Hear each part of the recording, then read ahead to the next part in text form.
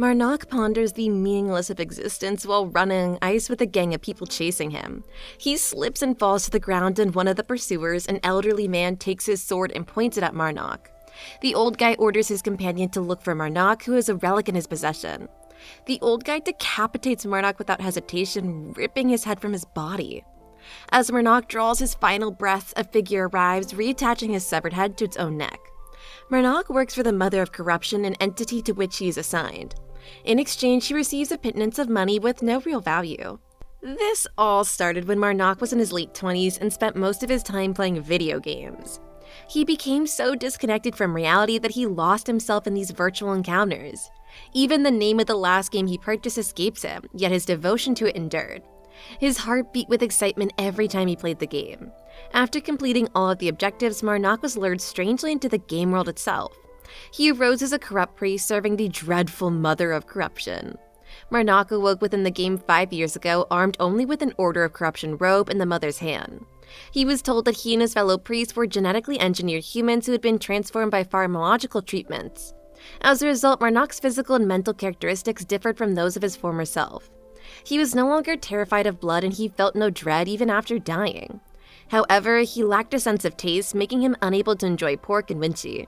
Marnock was the solitary devotee of the Mother of Corruption, despised by everybody. In the northern city of Guise, he disguised himself as a member of the Order of Preservation. If he had belonged to a different order, his deity would have marked him, a penalty imposed on those who wander. Marnock is now at the main building's reception desk, asking work from the receptionist. A letter from the Lord of Guise is handed to him by the receptionist. According to the letter, farmers traveling to Guise have been disappearing at an increasing pace in recent days. Anyone who can figure out what's causing these disappearances will be awarded with 30 silver nips per head. Those who fail to catch the criminal will receive a single silver nip. Marnock is leaving the building when he's accosted by Pierre, who invites him to accompany him because their villages are on the same road.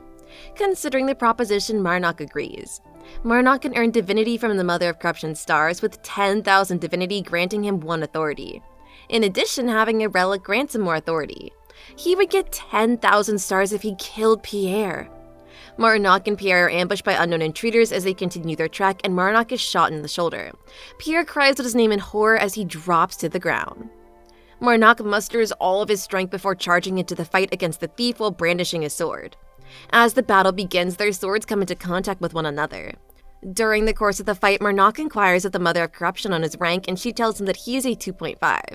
Marnock is dissatisfied with this ranking, which places him on the same level as the ranger who previously cut his throat.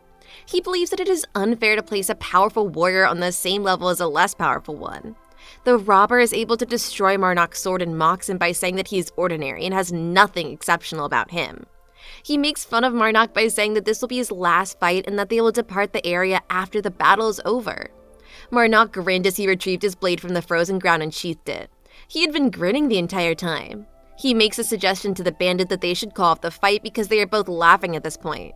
Marnock makes a bargain with the thief, telling him that he will treat him more leniently if he stops behaving in a bandit-like manner and leaves the location promptly. The bandit gives an answer bewildered, thinking that Marnock is making a joke and not anticipating that he will agree to his proposition. Marnock is instantly incapacitated after being shot in the head with an arrow, which causes him to fall to the ground. It is discovered that these assailants are the bandits' associates in crime. When one of them approaches Marnock, he is asked how he was able to break his sword. Marnock responds in a nonchalant manner that he merely predicted the ideal angles and it was enough to shatter his sword.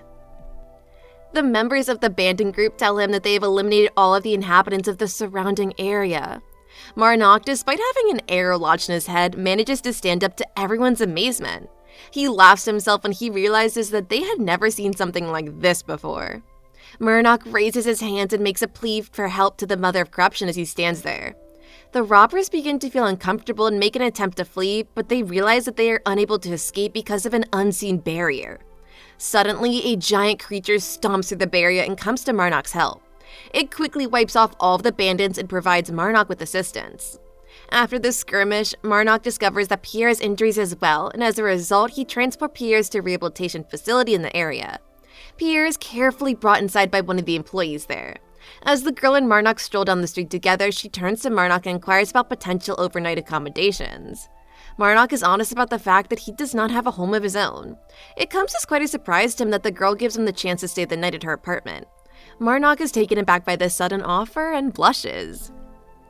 As Marnock accepts the girl's offer and follows her, he mulls over his plans, knowing that he would most likely be staying in the Mercenary Guild guest room. He is lost in his thoughts when he's disturbed by a knock at his door, which is answered by the same red-haired girl. She apologizes for bothering him, but informs him that the Lord would like to meet him. When Marnock inquires about the meeting's purpose, she discloses that Captain Gallat of the Mercenary Force, who recently died, was actually the Lord's half-brother. Marnock gets ready and arrives at the castle, escorted by a guard to see Lord Tredunfellion. The guard presents him, and the Lord dismisses him because he wishes to be alone. Tredun inquires of Marnock whether he was present at his brother's last moments. The Mother of Corruption's hand within Marnock's robe draws an X, indicating that Lord Tredun is a demon disguised as a living creature.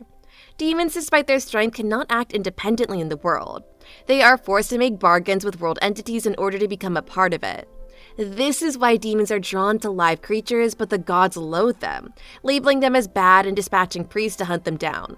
Marnock understands this concept from his time as a demon contractor in his game. Lord Tredun places his tea on the table after hearing Marnock's explanation and expresses his concerns. Marnock realizes Tredun does not know his true identity. They introduce themselves, and Tredun invites Marnock to have a seat and hear of Galad's death. In exchange, he promises a reward. Marnock recalls that they went into battle in the beginning of winter, unaware that Galad would be killed there. Tredun rewards Marnock with gold coins since he is pleased with his response. The Mother of Corruption grows in rage as Marnock leaves the castle, but Marnock pleads that she allows him to explain himself. Meanwhile, the red-haired girl warmly welcomes him back to her home. She proposes he meet with the priest of the teaching sect. When they come across the priest, the Mother of Corruption tells Marnock that one of them has a holy relic. Marnock confesses that he serves the god of preservation, and the priests introduce themselves as Orvis, Conru, and Bettina. The teaching sect then excuses itself, stating that they are expected to meet with the Lord, and departs. Marnock asks the girl if the teaching sect is also staying at her apartment, and she confirms it, which relieves him because he realizes he'll be able to steal the relic from them. The girl informs him that all the priests stay there and that she requested him to spend the night because of this. She makes it clear that she has no romantic feelings for him. Whispering in his ear, she requests that he utilize his preservation abilities on the meal. Conru enters the scene at this point, presuming that the two of them are having an affair. The misconception perplexes both Marnock and the girl. Marnock inquires as to why Conru did not accompany his friends, and Conru dismisses the topic as trivial. Before they can continue their talk, an attacker appears from the building's roof, smashing a portion of the roof and interrupting their conversation. Conru grabs Orvis's hammer just as a massive monster makes its way into the middle of the city, in order to distract the monster's attention. He relays the news to Marnock that there is a threat to the lives of the people who reside in the city. Conru is given assurance by Marnock that he would be there to accompany him as soon as he has completed the task at hand. Marnock then turns to the girl with the crimson hair and asks Aaron where Pierre is receiving treatment for his injury. Aaron indicates a neighboring structure, and in response, Marnock holds Aaron in his arms as he exits the building through a window. The monsters cause chaos in the city, and the people are running as fast as they can to get away from it. Aaron is questioned once more by Marnock, and this time she provides an answer in the form of an arrow. Marnock makes a beeline in that direction and bursts into the building, where he discovers Pierre dozing off in a bed. After rescuing Pierre from the earlier event, Marnock declares his intention to do everything in his power to ensure that Pierre does not perish. He balances Pierre's body above one of his shoulders while carrying Aaron atop the other shoulder. When Aaron discovers that she is sitting on Marnock's shoulders, she immediately begins to blush. When Marnock is getting ready to depart the building, Aaron tells him that there's a hidden door that may be open to reveal a corridor that connects to the outskirts of Guise. Having said that, the door is locked. Marnock gives the door all he's got, and it finally gives way under his relentless kicking.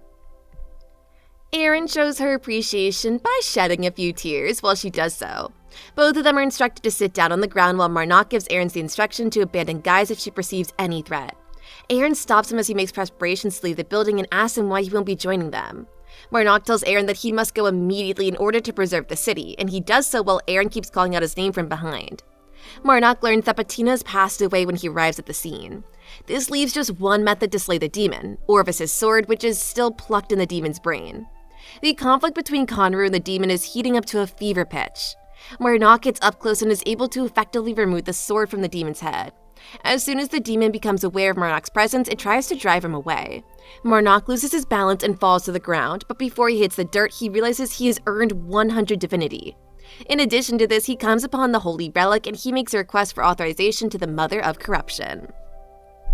When the Mother of Corruption initially emerges from under Monarch's robe, she plays a joke on Monarch by telling them that she's hidden the relic and stopped him from attaining a higher level of divinity. Nevertheless, she suddenly confesses that the whole thing was an elaborate joke, and she bestows 10,000 divinity upon Monarch. As a response to Monarch's request for 2 authorities, he is bestowed with the authority of corruption. When the metaphysical green tattoos that cover Monarch's bodies are brought to life, he experiences an increase in his physical capabilities. As he begins to pull himself to his feet, he comes to the realization that the fractures in his legs that were previously present have been mended by this new ability. When Monarch activates the authority of corruption, he almost immediately observes that Orvis is lying next to him in a lifeless state. Monarch believes that Orvis has been corrupted by the authority of corruption. Orvis was likewise influenced by the demon at the exact same time that Monarch was being tormented by it. Monarch has a remembrance of the fact that the only way to kill the demon would be to plunge the white sword into its head. He believes this to be the only way to accomplish this task. Nevertheless, he realizes that the blade is still lying against the beast in the position in which it was initially placed. As Monarch examines the issue, he notices that blood is coming out of his nose. He continues to examine the issue.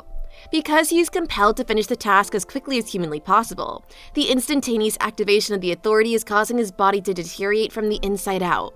He must finish the task as quickly as humanly possible. It becomes clear that Trudon is the demon that was behind all the chaos that ensued.